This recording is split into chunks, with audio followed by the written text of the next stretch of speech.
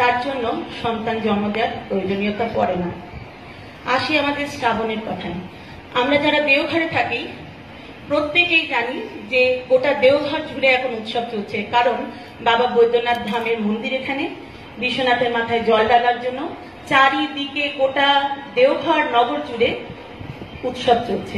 আমাদের আশ্রমবাসীরাও পিছিয়ে নেই, বিশেষ করে মায়েরা যারা এই শ্রাবণ মাসে বড় মাকে নিয়ে, তার জন্মদিন নিয়ে আমরা সবাই এই মাসে ব্যস্ত থাকি।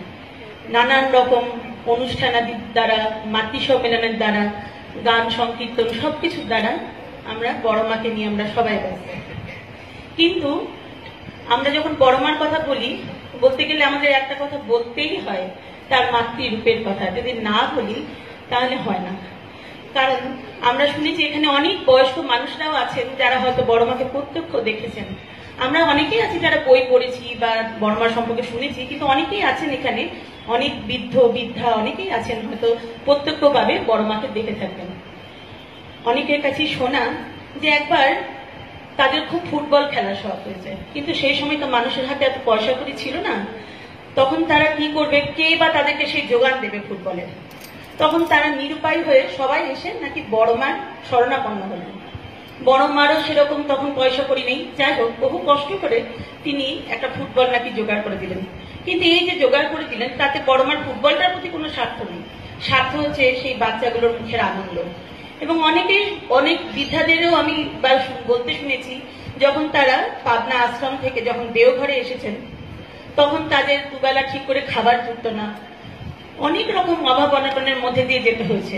কিন্তু তখন পরম পিতার ভোগের পরে যে খাবারগুলো থাকতো সেগুলোকে সব মেখে টেখে বড় মা রেডি করে খুব সযত্নে ডাক ছাড়তেন, কই রে তোরা।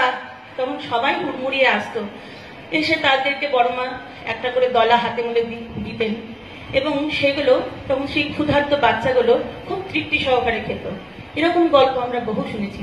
তাহলে এই যে কে ক্ষুধার্ত, কার কি প্রয়োজন, এগুলোকে যিনি সর্বদা পূরণ করেছেন, এটাই তো তার মাতৃরূপ, মাতৃরূপের প্রকাশ। তা আমরা যারা আছি মায়েরা, সবার মধ্যে যদি বড় মার এই মাতৃত্বের গুণগুলোর এতটুকুও যদি প্রকাশ পায়, তাহলে আমরা নিশ্চয়ই বড় মার মনের মতো হয়ে উঠতে পারবো। যাই হোক, ঠাকুর বলেছেন অনুষ্ঠানই সবকিছু নয়।